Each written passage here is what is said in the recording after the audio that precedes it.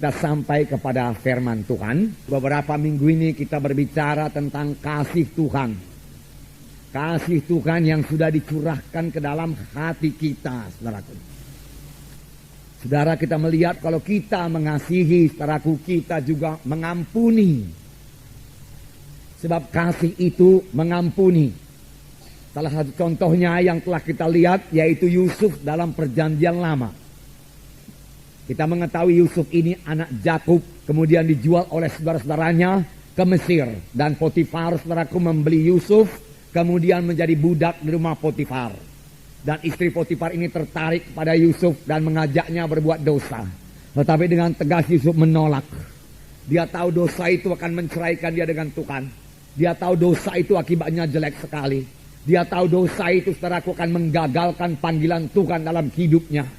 Dia tahu dosa itu menduka citakan hati Tuhannya. Oleh sebab itu dia menolak dosa itu, saudaraku.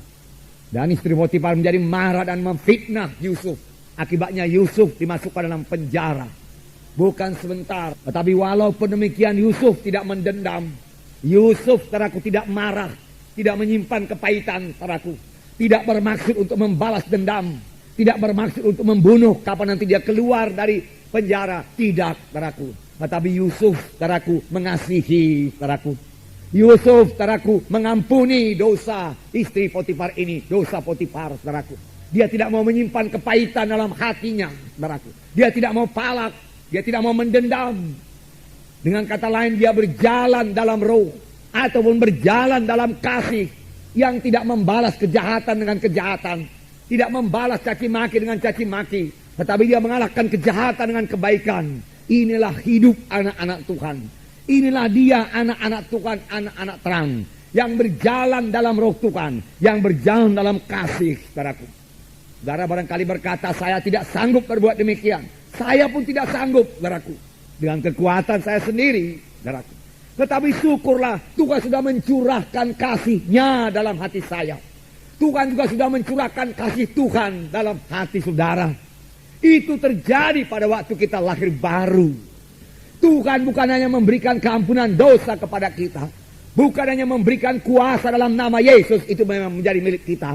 Tetapi Tuhan juga memberikan kasih-Nya dalam hati kita, saudaraku. Dan dengan kasih Tuhan ini kita sanggup. Dengan kasih kita sendiri kita tidak sanggup. Banyak tuntutan Tuhan kepada anak-anaknya. Bahkan Tuhan berkata, kasihilah musuhmu. Doakanlah orang yang menganiaya kamu. Bagaimana bisa, saudaraku, dengan kasih manusia? Kita tidak akan sanggup melaksanakannya dengan kasih manusia. Tetapi syukurlah Tuhan, saudaraku, mengaruniakan kasih-Nya kepada kita. Yang diberikan Tuhan pada waktu kita lahir baru. Pakailah kasih Tuhan ini. Selalu bereaksi dengan kasih Tuhan, saudaraku. Memang, saudaraku, kadang-kadang kita mau bereaksi dari daging kita. Saya percaya ini juga terjadi bagi Yusuf. Yusuf, saudaraku, pada waktu dia ditangkap, dimasukkan dalam penjara, dagingnya bisa bicara. Yusuf, kau tidak berbuat apa-apa, tapi kau dimasukkan dalam penjara, jahat sekali istri Potifar itu. Kau mempunyai Allah yang hidup, suruhlah Tuhan menghukum dia. Bisa saja demikian, dan mungkin saja demikian terjadi di dalam hati Yusuf, saudaraku. Tetapi Yusuf tidak membiarkan pikiran itu menguasai hatinya. Segera dia usirkan pikiran itu, saudaraku. Dia tahu dia anak Tuhan. Dia tahu dia anak terang. Firman Tuhan berkata, jikalau kamu hidup dalam kebencian, sampai sekarang ini pun kamu masih dalam kegelapan. Firman Tuhan berkata. Yusuf mengetahuinya, saudaraku. Oleh sebab itu Yusuf melawan kehendak dagingnya, saudaraku. Dia tidak mau tenggelam dalam kemarahannya. Tidak, saudaraku. Tapi mengalahkan kemarahannya dengan kebaikan daripada Tuhan, saudaraku. Dengan kasih daripada Tuhan. Dia mulai memikirkan yang baik, memikirkan yang indah, memikirkan yang mulia, saudaraku. Saudaraku, dan dia percaya Tuhan akan menolong dia. Memang benar, di penjara itu pun Tuhan datang kepada Yusuf dan Tuhan menolong Yusuf, saudaraku. Tuhan menyertai Yusuf sehingga dia boleh kerelaan hati, keluasan hati dari penghulu penjara itu. Sehingga Yusuf beroleh kebebasan dalam penjara itu, mengatur semua tawanan-tawanan yang lain, dan semua diserahkan kepada Yusuf, saudaraku. Dia menjadi pemimpin di penjara juga, saudaraku. Nah, di penjara itulah saudaraku dia bertemu dengan pegawai minuman, pegawai makanan raja, di mana dia mengetahui seluk-beluk kerajaan, saudaraku. Karena dia di penjara selama 13 tahun. Kemudian dia keluar dari penjara dengan pertolongan Tuhan, dengan ajaib Tuhan. Sesudah itu dia memerintah Mesir selama 80 tahun lamanya. Karena dia dipanggil Tuhan pada umur 110 tahun. Dia hidup sepuas-puas umurnya. Dia berjumpa kembali dengan bapaknya Yakub. Dia sempat menolong saudara-saudaranya semua. Dengan saudara-saudaranya semua. Tidak perlu saudaraku mati kelaparan. Bahkan dia berdamai dengan saudara-saudaranya semua. Sekaligus saudara-saudaranya yang pada mulanya tidak peduli satu sama lain. Menjadi saling mengasihi satu sama lain, saudaraku. Dan inilah permulaan daripada bangsa pilihan Tuhan. Bangsa Israel menjadi besar di tanah Mesir, saudaraku. Dan saudara, karena Yusuf tetap dalam Tuhan, kemudian Yusuf punya visi lagi. Visi dari Roh Kudus. Bahwasanya satu saat nanti bangsa pilihan Tuhan ini, bangsa yang besar ini akan keluar dari tanah Mesir dan menuju tanah perjanjian. Dan Yusuf berkata kepada tua-tua sidang pada waktu itu, pada waktu umurnya 110 tahun, berjanjilah kamu di depan Tuhan. Pada waktu kamu nanti meninggalkan tanah Mesir ini, bawalah tulang-tulangku beserta dengan engkau. Aku tidak mau tinggal di tanah Mesir, dia katakan. Aku tidak mau jadi mumi di sini, bagaimana kebiasaan orang Mesir. Aku tidak mau memiliki piramid, dia katakan. Tidak, dia bisa memiliki piramid karena dia sejajar dengan Firaun yang lain, saudaraku. Dia sangat berkuasa. Tetapi dia berkata, aku mau nanti bersama-sama dengan Tuhan. Tuhan akan memimpin kita keluar dari tanah Mesir ini ke tanah perjanjian. Aku mau berjalan bersama-sama dengan Tuhan. Aku mau melihat Tuhan, dia katakan. Aku mau melihat kuasa Tuhan. Aku mau masuk tanah perjanjian. Dan itu terjadi, saudaraku, puji Tuhan. Inilah terjadi bagi orang yang berjalan dalam Roh Tuhan, yang berjalan dalam kasih, yang selalu mengampuni, yang tidak membalas kejahatan dengan kejahatan, tetapi dengan kebaikan. Hatinya selalu terang dan dia mewarisi tanah Kanaan. Dia masuk ke tanah perjanjian. Puji Tuhan, saudaraku. Itu kasih yang mengampuni, saudaraku. Selalu mengampuni. Selalu kita sadar kita harus selalu mengampuni, saudaraku, selalu mengampuni. Dari itu saudaraku, mari berjalan dengan kasih. Minggu-minggu yang lewat juga kita melihat bagaimana Yesus berjalan dengan kasih. Dan selalu kita baca, hati Yesus tergerak oleh belas kasihan. Dan saudaraku, kita melihat saudaraku bagaimana Yesus melihat orang banyak. Yang dengan rindu, saudaraku, dengan haus mendengarkan berita firman Tuhan. Sehingga mereka mendengarkannya sampai hampir malam. Orang-orang banyak itu tidak peduli lagi soal makan.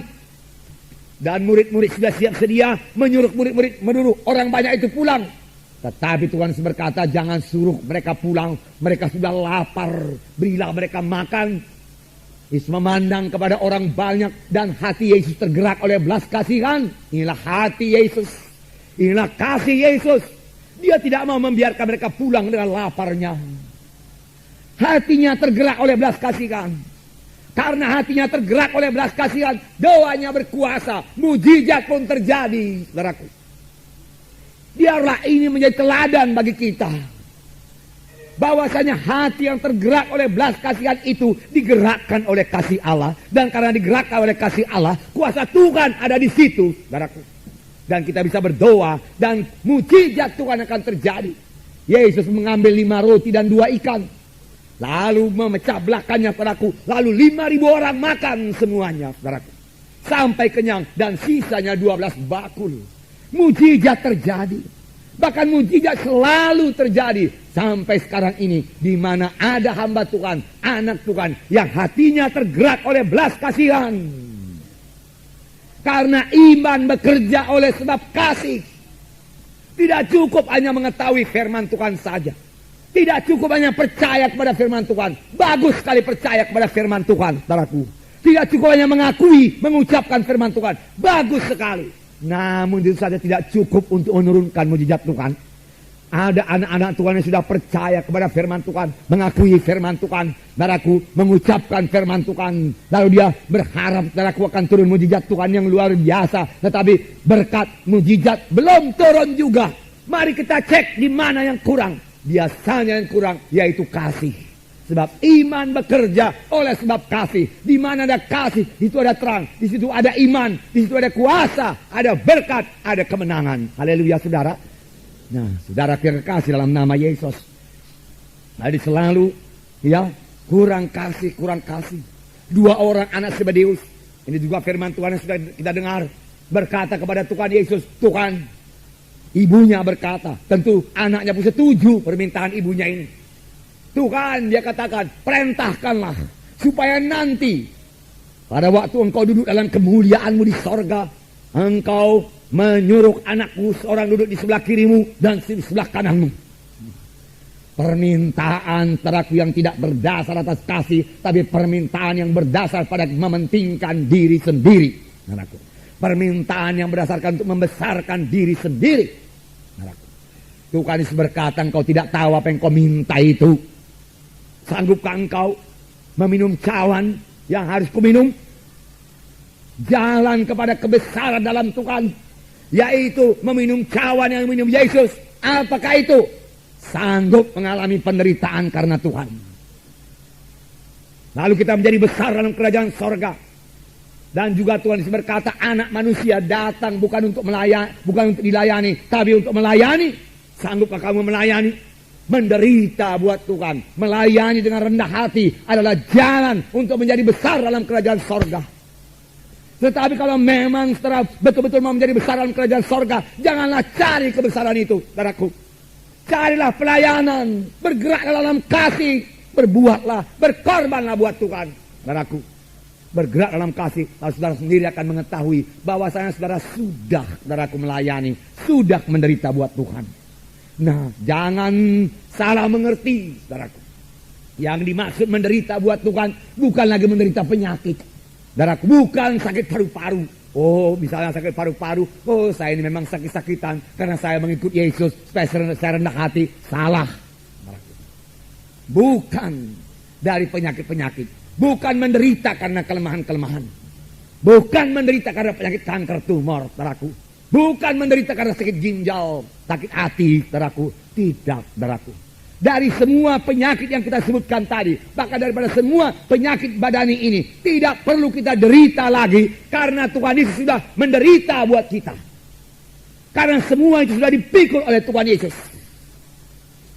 Karena dialah substitusi kita. Dia juru selamat kita. Bukan hanya memberikan pengampunan dosa bagi kita, tetapi dia juga memberikan kesembuhan tubuh dan kesehatan tubuh bagi kita. Haleluya saudara. Kalau ini belum jadi, mari kembali lagi kepada firman Tuhan tadi.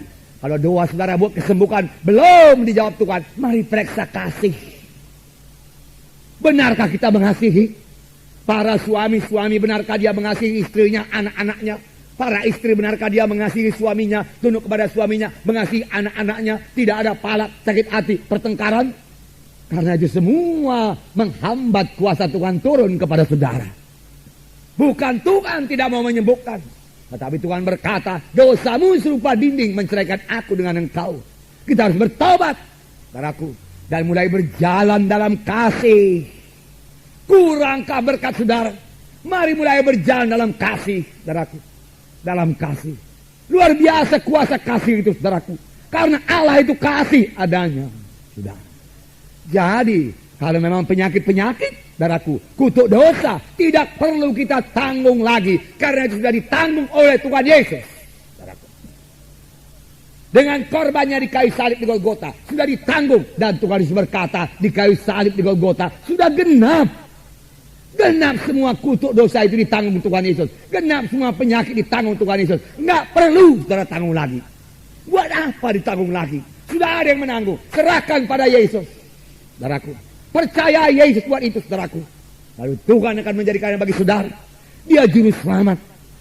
Bahkan lebih daripada itu, dia mencurahkan kasihnya kepada kita.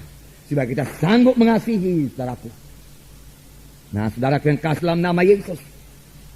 Jadi saudaraku, dari mana datangnya penderitaan kalau begitu? Saudara berkata, bukan penderitaan penyakit, bukan. Penderitaan karena saudara mengikut Tuhan Yesus. Penderitaan karena saudara tidak mau kompromi, saudaraku. Tidak mau ikut-ikut berbuat dosa. Lalu teman-teman saudara yang biasanya saudara bersama-sama dengan dia berbuat dosa atau bercakap-cakap perkataan yang tidak layak, perkataan-perkataan yang busuk kita katakanlah saudaraku, yang kotor saudaraku, sesudah saudara selamat, saudara nggak mau lagi, tidak mau lagi di situ. Lalu dia heran, apa yang jadi kepada dia? Dan saudara tidak ikut lagi mencemplungkan diri dalam dosa bersama-sama dengan mereka itu. Lalu mereka itu mulai memfitnah saudara, menyingkirkan saudara, mulai mengejek saudara. Karena saudara tidak mau ikut-ikutan dalam upacara kegelapan. Lalu saudaraku, saudara tidak mau ikut-ikutan dalam upacara-upacara adat yang berbau kegelapan. Saudaraku, saudara yang kekasih dalam nama Yesus. Lalu dia heran. Lalu dia berkata, dia enggak sama lagi sama kita, dia katakan. Dia bukan saudara kita lagi. Mari kita singkirkan. Mari kita tidak usah berteman dengan dia. Mari kita buang dia. Saudara menderita aniaya. Aniaya yang sedikit saja. Aniaya yang tidak sebanding dengan pahala yang akan kita terima di surga kelak. Saudaraku, saya pikir penderitaan pada zaman sekarang hanya demikian-demikian sajalah, saudaraku. Saudaraku, kita ditolak oleh keluarga kita, itu yang paling berat lah. Barangkali pun itu tidak ada lagi. Tapi pada zaman sidang pertama, penganiayaan karena memberitakan Yesus, saudaraku, bisa dihukum dalam penjara. Bisa tantangannya nyawa karena diadu dengan binatang-binatang buas. Mengaku Yesus dicampakkan dalam arena-arena yang menjadi tontonan orang-orang kafir waktu itu yang belum percaya Tuhan Yesus, di mana orang-orang Kristen yang sejati dilaga dengan binatang-binatang buas. Pada waktu dulu, boleh jadi sedikit pada masa sekarang ini masih ada yang masuk penjara karena memberitakan Yesus, saudaraku. Tetapi bagaimanapun aniaya itu, bagaimanapun penderitaan itu, saudaraku, saudara jangan membuat kita mundur, saudaraku. Biarlah kita tetap dalam kasih Tuhan, tidak mendendam. Haleluya, saudara. Mengasihi. Puji Tuhan, saudaraku. Nah, saudara, juga saudaraku, sesudah kita selamat kita melayani. Tuhan Yesus berkata, anak manusia datang bukan untuk dilayani, tapi untuk melayani. Kalau aku Tuhan dan Guru sudah membasuh kakimu, aku yang kau sebut Tuhan dan Guru sudah berbuat demikian, maka kamu pun patutlah saling membasuh kaki, saling merendahkan diri, menganggap orang lain lebih baik daripada dia. Tidak cemburu, saudaraku. Tidak atas mengatas. Itu kasih, saudaraku, itu kasih. Orang lain, saudaraku, dilengkapi lebih daripada kita, saudaraku. Puji Tuhan. Berarti pekerjaan Tuhan bertambah-tambah lancar, saudaraku. Jangan cemburu. Wah, jangan katakan mengapa dia yang melayani. Oh, saya lebih sanggup lagi saya. Saya lebih pintar menyanyi. Saya lebih pintar bicara. Mengapa dia yang diangkat? Saudaraku, tunggu saja panggilan saudara dari Tuhan, saudaraku. Layani dengan apa yang bisa saudara layani sekarang. Ucapkan syukur dia bisa melayani, saudaraku. Kasih tidak cemburu, saudaraku. Ini merupakan dasar daripada iman kita. Selalu bersyukur, saudaraku. Lihat yang baik pada saudara kita itu. Jangan lihat kekurangan-kekurangannya, saudaraku. Yang membuat kita kurang suka kepadanya. Lihat kebaikannya. Percayakan segala sesuatu, saudaraku. Haleluya, saudara.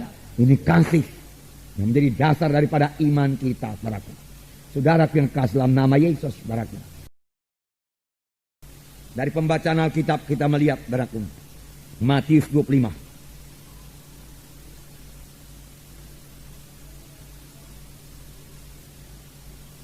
Ayat 31 sampai 46. Buka Alkitab saudara kita supaya kita baca bersama-sama.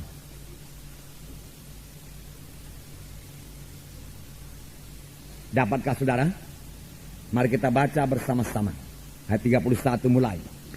Apabila anak manusia datang dalam kemuliaannya dan semua malaikat bersama-sama dengan dia, maka ia akan bersemayam di atas tahta kemuliaannya. Lalu semua bangsa akan dikumpulkan di hadapannya, dan ia akan memisahkan mereka seorang daripada seorang, sama seperti gembala memisahkan domba dari kambing. Dan ia akan menempatkan domba-domba di sebelah kanannya dan kambing-kambing di sebelah kirinya.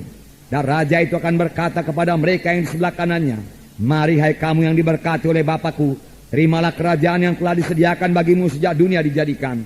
Sebab ketika aku lapar, kamu memberi aku makan. Ketika aku haus, kamu memberi aku minum. Ketika aku seorang asing, kamu memberi aku tumpangan. Ketika aku telanjang, kamu memberi aku pakaian. Ketika aku sakit, kamu melawat aku. Ketika aku dalam penjara, kamu mengunjungi aku. Maka orang-orang benar itu akan menjawab dia katanya, Tuhan, bila manakah kami melihat engkau lapar dan kami memberi engkau makan, atau haus dan kami memberi engkau minum? Bila manakah kami melihat engkau sebagai orang asing dan kami memberi engkau tumpangan atau telanjang dan kami memberi engkau pakaian? Bila manakah kami melihat engkau sakit atau dalam penjara dan kami mengunjungi engkau? Dan raja itu akan menjawab mereka, aku berkata kepadamu, sesungguhnya segala sesuatu yang kamu lakukan untuk salah seorang dari saudaraku yang paling hina ini. Dan ia akan berkata juga kepada mereka yang di sebelah kirinya, enyahlah dari hadapanku, hai kamu orang-orang terkutuk, enyahlah ke dalam api yang kekal, yang telah sedia untuk iblis dan malaikat-malaikatnya. Sebab ketika aku lapar, kamu tidak memberi aku makan. Ketika aku haus, kamu tidak memberi aku minum. Ketika aku seorang asing, kamu tidak memberi aku tumpangan. Ketika aku telanjang, kamu tidak memberi aku pakaian. Ketika aku sakit dan dalam penjara, kamu tidak melawat aku. Lalu mereka pun akan menjawab dia katanya, Tuhan, bila manakah kami melihat engkau lapar, atau haus, atau sebagai orang asing, atau telanjang, atau sakit, atau dalam penjara dan kami tidak melayani engkau? Maka ia akan menjawab mereka, aku berkata kepadamu, sesungguhnya segala sesuatu yang tidak kamu lakukan untuk salah seorang dari yang paling hina ini, kamu tidak melakukannya juga untuk aku. Dan mereka ini akan masuk ke tempat siksaan yang kekal, tetapi orang benar dalam hidup yang kekal. Saudaraku, ini terjadi pada waktu Yesus datang kedua kali. Di sini dikatakan, apabila anak manusia, apabila Tuhan Yesus datang nanti dalam kemuliaannya, bersama dengan semua malaikat beserta dia. Dan dia bersemayam di atas tahta yang luar biasa indahnya. Saya percaya belum ada tahta yang diperbuat manusia seperti itu, saudaraku. Dan semua bangsa akan berhimpun di depannya. Lalu masing-masing orang akan dihakimi, saudaraku. Dan akan terjadi sama seperti seorang gembala memisahkan domba dan kambing. Bagaimana gembala memisahkan domba? Domba ditaruh sebelah kanan, kambing sebelah kiri. Dan sudah kita dengarkan tadi bagaimana Tuhan bersabda kepada orang-orang yang sebelah kanannya, marilah kamu yang diberkati oleh Bapakku, masuklah dalam kesukaan Tuhanmu, terimalah kerajaan yang sudah disediakan bagimu. Ada kerajaan yang sudah disediakan bagi saudara dan saya. Haleluya, saudara. Mengapa mereka masuk dalam kerajaan yang sudah disediakan bagi mereka? Mengapa kami ke situ, Tuhan? Dia berkata, Tuhan Yesus berkata, karena pada waktu aku lapar, kamu beri aku minum. Kamu beri aku makan. Pada waktu aku haus, kamu beri aku minum. Pada waktu aku tidak berpakaian, kamu beri aku pakaian. Pada waktu aku orang asing, kamu beri aku tumpangan. Pada waktu aku sakit, engkau mengunjungi. Pada waktu dalam penjara, engkau juga mengunjungi aku. Tuhan berkata, kapan itu Tuhan? Kami nggak pernah lihat engkau lapar, Tuhan. Kami nggak pernah lihat engkau haus, Tuhan. Kami nggak pernah lihat engkau dalam penjara, tidak berpakaian, orang asing, atau sakit. Nggak pernah kami lihat itu, Tuhan. Tapi Tuhan berkata, apa yang kau perbuat bagi sesamamu manusia di dunia ini, yang kecil, yang tidak diperhatikan oleh dunia ini, dan kau mengasihi dia, dan menolong dia, membawanya kepada keselamatan. Dia lapar akan firman Tuhan, kau berikan firman Tuhan. Dia haus akan firman Tuhan, kau berikan firman Tuhan. Dia orang asing dalam kerajaan sorga, engkau bawa dia ke gereja supaya dia bisa selamat. Tuhan berkata, dia bertelanjang daripada kebenaran Tuhan. Tidak ada kebenaran Tuhan dalam dirinya. Engkau pakaikan dia dengan kebenaran dan firman Tuhan. Dalam penjara, dipenjara oleh dosa, diikat oleh dosa, ditindas oleh setan, lalu engkau bawa dia ke gereja sehingga dia menerima kelepasan daripada Tuhan. Itulah semua perbuatanmu kepadaku, Tuhan berkata. Itu sebabnya kita yang melayani disebutkan melayani Tuhan. Tuhan yang kita layani. Sebenarnya yang kita layani adalah jiwa-jiwa orang-orang biasa, orang-orang sekitar kita, saudaraku. Dan dalam penghakiman yang terakhir ini, pelayanan kita sangat menentukan, saudaraku. Marilah kamu yang diberkati oleh Bapakku, terimalah kerajaan yang sudah disediakan bagimu. Jadi banyak hal-hal yang indah menantikan kita yang melayani ini, saudaraku. Mari kita semua melayani, semua kita anggota tubuh Kristus. Semua anggota tubuh saya ini ada fungsinya, ada gunanya. Nggak ada satu pun netral, saudaraku, tidak. Saudaraku. Demikian kita dalam tubuh Kristus. Sidang Tuhan ini ada bahagian kita masing-masing, ada pelayanan kita masing-masing, saudaraku. Yang harus kita jalankan dengan kasih. Dengan kasih, bukan dengan terpaksa, bukan dengan takut, bukan. Oh, nanti Tuhan merotan aku pula, lalu kukerjakanlah. Bukan, selalu dasarnya kasih. Hati yang tergerak oleh belas kasihan. Saudaraku, kerap kali kalau kita melayani, kita tidak ingat pun soal upah-upah itu, saudaraku. Apa yang jadi kepada kita? Hati kita yang tergerak oleh belas kasihan kepada orang itu. Lalu kita melayani orang itu, saudaraku. Memang soal upah itu urusan Tuhan, saudaraku. Saudara, jangan pula upah ini, saudaraku, pahala ini terus memenuhkan kita. Tidak, saudaraku. Saudara, tentu saja kita akan menerima pahala. Tapi sebenarnya yang kita kejar bukan pahala, saudaraku. Tujuan hidup kita ini menyenangkan hati Tuhan, saudaraku.